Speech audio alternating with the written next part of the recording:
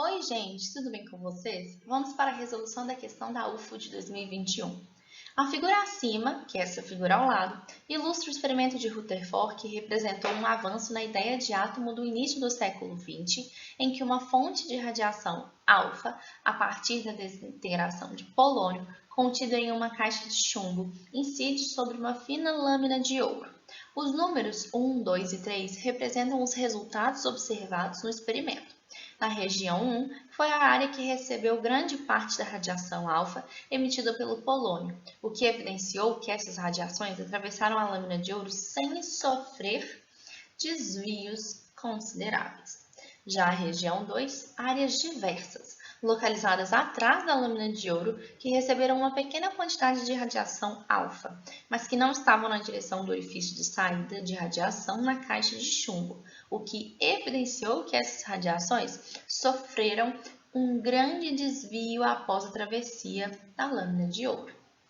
Por fim, na região 3, áreas localizadas à frente da lâmina de ouro que receberam uma quantidade extremamente pequena de radiação alfa, o que evidenciou que essa parte da radiação se chocou com a lâmina e foi rebatida.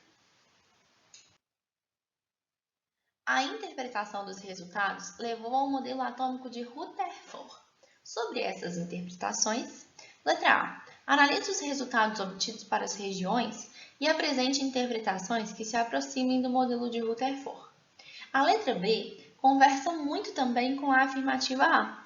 Represente por meio de uma figura o modelo proposto por Rutherford.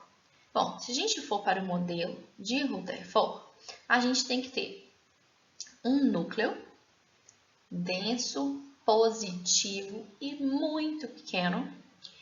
E ao redor desse núcleo, a gente tem a eletrosfera. Rutherford não fala da existência de camadas eletrônicas, nem órbitas, nada disso. Então, qual que é a ideia que ficou para Rutherford? Que o elétron se movimentava ao redor do núcleo e girando ao redor desse núcleo, mas à medida que ele gira ao redor do núcleo, ele libera energia, buscando sempre a estabilidade. Se a gente tem um comportamento diferente nesse experimento, o comportamento da região 1, 2 e 3, significa que as partículas alfa passaram em 3 regiões distintas, certo? A região 1, então aí a gente já vem aqui, né, para a resposta da letra A. A região 1, ela é uma região em que as partículas alfa não sofreram grandes desvios. Se não sofreu desvio, você tem que pensar que a partícula alfa, por possuir 2 prótons e 2 nêutrons, é carregada positivamente. E se ela é carregada positivamente, ela só vai ser repelida por uma região do átomo que também é positiva. Então, se nós temos a região 1 sendo uma região em que a partícula alfa não sofreu grandes desvios, é porque essa partícula alfa passou longe da região positiva, passou longe do núcleo. Então, eu só posso ter o resultado número 1, e essa é a interpretação para o modelo de Rutherford, se a partícula alfa passar longe do núcleo. Porque assim ela não sofre desvio, ela consegue atravessar a lâmina de ouro tranquilamente. Então, eu diria, por exemplo, que a partícula alfa da região 1 passaria aqui, ó, longe do núcleo, região 1, mas sem sofrer grandes desvios. Diferente, por exemplo, da região 2, em que ele fala que a partícula alfa chega a atravessar a lâmina de ouro, mas, ao atravessar, sofre um desvio maior do que o esperado. Então, se sofreu desvio, sofreu repulsão. E essa repulsão é do núcleo. Então, vamos lá. Partícula alfa passa perto do núcleo e é desviada, sofrendo um desvio maior do que o esperado. Então, aqui ela passa perto do núcleo,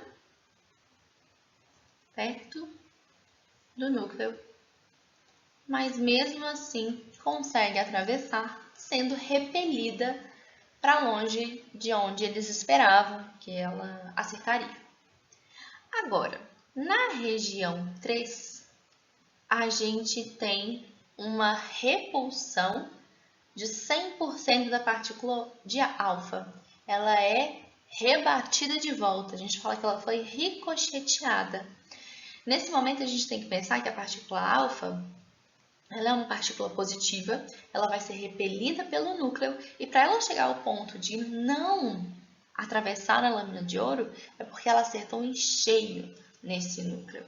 Então, a partícula alfa vem aqui, acerta esse núcleo. Claro que ela não consegue aproximar tanto, mas aquele desenho ele é representação apenas.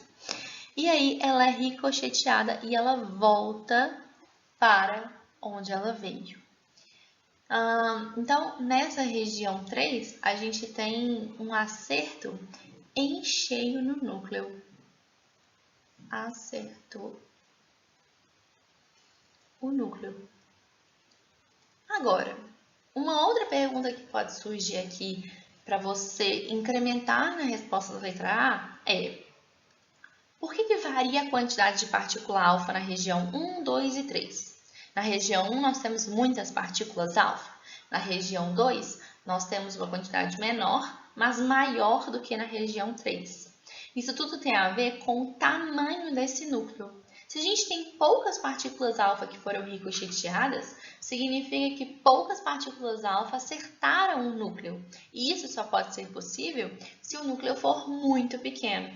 Então, se na região 1 a gente tem uma grande quantidade de partículas alfa, foi porque o átomo é majoritariamente espaço vazio.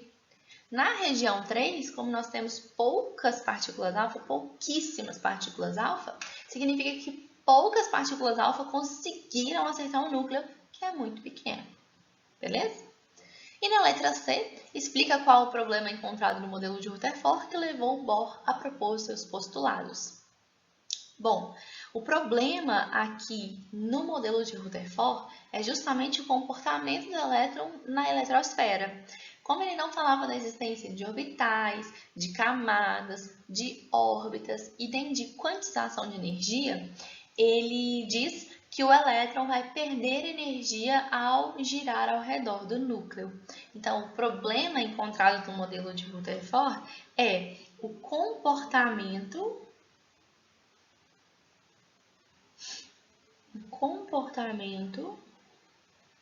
do elétron e a ausência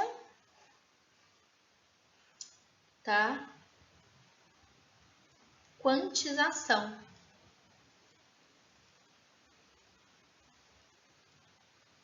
Da energia, que foi então o que Bohr propôs no modelo dele.